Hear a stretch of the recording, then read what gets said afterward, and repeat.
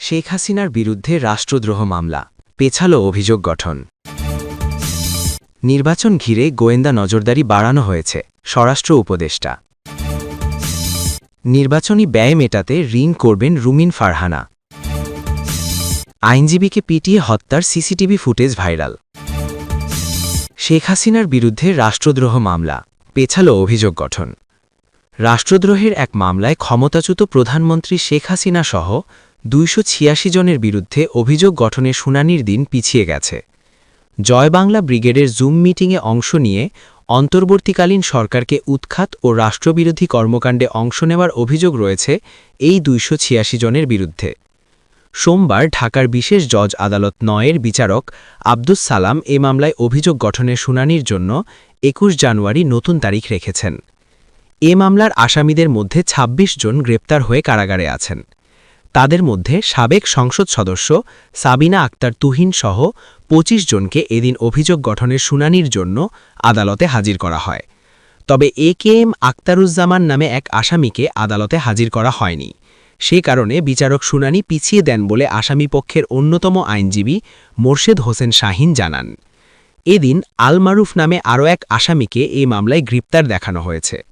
ফলে সব মিলিয়ে মোট ২৭ জনকে এ মামলায় গ্রেপ্তার দেখানো হলো। খুলনার যুবলীগ নেতা পারভেজ খান ইমন, চট্টগ্রাম জয় বাংলা ব্রিগেড প্রধান কবিরুল ইসলাম আকাশ, জয় বাংলা ব্রিগেড বরিশাল বিভাগের অ্যাডভোকেট কামরুল ইসলাম, সোহানা পারভিন রুনা, হাফিজুর রহমান ইকবাল, অ্যাডভোকেট মাহবুবুর রহমান মধু, এলাহি নেওয়াজ মাসুম, সাজ্জাদুল আনামও এ মামলার আসামি। সিআইডির সহকারী পুলিশ উপশাবক মোহাম্মদ এনামুল হক গত ২৭ মার্চ শেখ হাসিনা সহ ৬৭ জনের বিরুদ্ধে রাষ্ট্রদ্রোহের অভিযোগে এ মামলা করেন। তদন্ত শেষে গত ৩০ জুলাই শেখ হাসিনা সহ ২৮৬ জনকে আসামি করে অভিযোগপত্র দাখিল করেন তিনি। ১৪ অগাস্ট অভিযোগপত্র গ্রহণ করে আসামিদের বিরুদ্ধে গ্রেপ্তারি পরোয়ানা জারি করে আদালত। ১১ সেপ্টেম্বর আসামিদের দেশ ত্যাগে নিষেধাজ্ঞা দেওয়া হয়।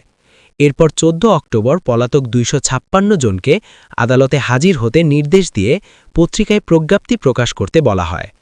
বিচারের জন্য প্রস্তুত হওয়ায় গত ১১ নভেম্বর মামলাটি ঢাকার সিএমএম আদালত থেকে মহানগর দায়রা জজ আদালতে পাঠানো হয়। মামলার অভিযোগে বলা হয়, গত বছরের ১৯ ডিসেম্বর যুক্তরাষ্ট্র আওয়ামী লীগের সহ-সভাপতি রাব্বি আলমের নেতৃত্বে জয় বাংলা ব্রিগেডের জুম মিটিংয়ে অংশগ্রহণ করেন কয়েকশো নেতাকর্মী। এ সময় শেখ হাসিনা নেতাকর্মীদের সামনে দেশবিরোধী বক্তব্য দেন। বর্তমান অন্তর্বর্তীকালীন সরকারের প্রধান ডাক্তার মোহাম্মদ ইউনুসকে উৎখাতের নির্দেশ দেন। এ বক্তব্য সারা দেশে সামাজিক যোগাযোগ মাধ্যমে ছড়িয়ে পড়ে। নির্বাচন ঘিরে গোয়েন্দা নজরদারি বাড়ানো হয়েছে বলে জানিয়েছেন স্বরাষ্ট্র উপদেষ্টা।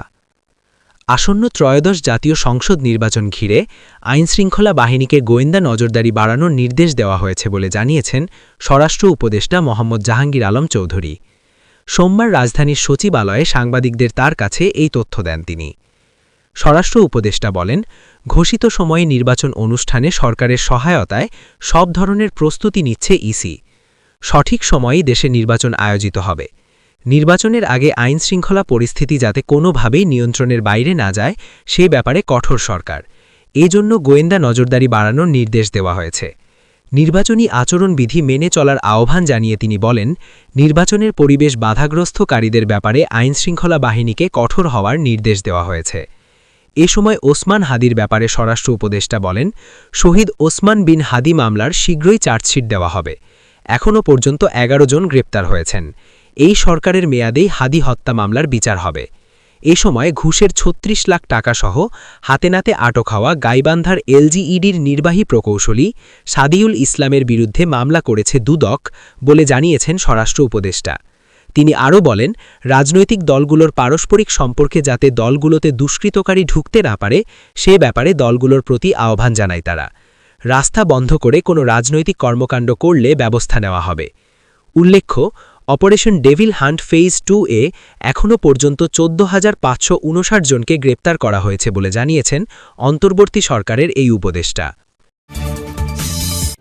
নির্বাচনী ব্যয় মেটাতে ঋণ করবেন রুমিন ফারহানা। ব্রাহ্মণবাড়িয়া ২ আসন, সারাইল, আশুগঞ্জ ২ ইউনিয়নের বিজয়নগরের ২ ইউনিয়ন থেকে স্বতন্ত্র প্রার্থী হিসেবে অংশ নেবেন ব্যারিস্টার রুমিন ফারহানা।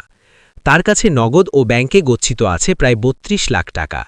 এর মধ্যে তিনি ২০ লাখ টাকা নির্বাচনী ব্যয় করবেন, আরও ৫ লাখ টাকা ধার নেবেন প্রবাসী খালাতো ভাই গালিব মেহেদীর কাছ থেকে। নির্বাচনী হলফনামায় এসব তথ্য উল্লেখ করেছেন বিএনপি থেকে সদ্য বহিষ্কৃত এই নেত্রী। দলটির সহ আন্তর্জাতিক বিষয়ক সম্পাদক ছিলেন তিনি। এ আসনে বিএনপি নেতৃত্বাধীন জোট থেকে জমিয়েতে উলেমায়ে ইসলাম বাংলাদেশের প্রার্থী জুনায়েদ আল হাবিবকে মনোনয়ন দেওয়া হয়। দলীয় সিদ্ধান্ত অমান্য করায় রুমিন ফারহানাকে বহিষ্কার করে দল। হলফনামা অনুযায়ী সুপ্রিম কোর্টের আইনজীবী রুমিন ফারহানার আয় বছরে ৯৭ লাখ টাকা, যা তিনি ২০২৫ সালের আয়কর রিটার্নে উল্লেখ করেছেন। উত্তরাধিকার সূত্রে চট্টগ্রামে ৫ কাঠা জমি ও ঢাকায় একাধিক ফ্ল্যাট রয়েছে তার। বার অ্যাটল করা রুমিন ফারহানার রয়েছে ১০ ভরি সোনা। ২০১৯ ও ২০২৫ সালে জমা দেওয়া দুটি হলফনামা তুলনা করে দেখা যায় এ সময়ে তার বার্ষিক আয় বেড়েছে ২২ গুণেরও বেশি। ২০১৯ সালে একাদশ সংসদের সংরক্ষিত নারী সদস্য হিসেবে জমা দেওয়া হলফনামায় রুমিন ফারহানা বার্ষিক আয় দেখিয়েছিলেন ৪,৩৪,১০০ টাকা। আইনজীবীকে পিটিয়ে হত্যার সিসিটিভি ফুটেজ ভাইরাল।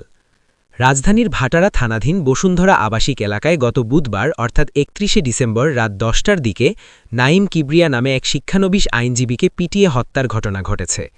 নিহত নাইম পাবনা জেলা জজ কোর্টের আইনজীবী ছিলেন। ইতিমধ্যে সেই ঘটনার একটি সিসিটিভি ফুটেজ ভাইরাল হয়েছে। ভিডিওতে সেই রাতের নৃশংসতা ফুটে উঠেছে। প্রকাশিত সিসিটিভি ফুটেজে দেখা গেছে রাত ৯:৫৮ একটি প্রাইভেট কারের গতি রোধ করে সামনে দাঁড়ায় একটি মোটরসাইকেল। এ সময় প্রাইভেট কারের বাম পাশে আরও দুটি মোটরসাইকেল এসে দাঁড়ায়। প্রাইভেট কার থেকে সেই আইনজীবী নাইম বের হওয়া মাত্রই উপরিপরি ঘুষি দিতে শুরু করে সামনের মোটরসাইকেলের আরোহী। পরে আরও ৩-৪ জন সেখানে যোগ দেয় এবং টানা ঘুষি দিতে থাকে তার মুখে। এরপর সেই যুবকরা নাইমের প্রাইভেট কারের তল্লাশি চালায় এবং এরপরে আবার তাকে মারতে থাকে।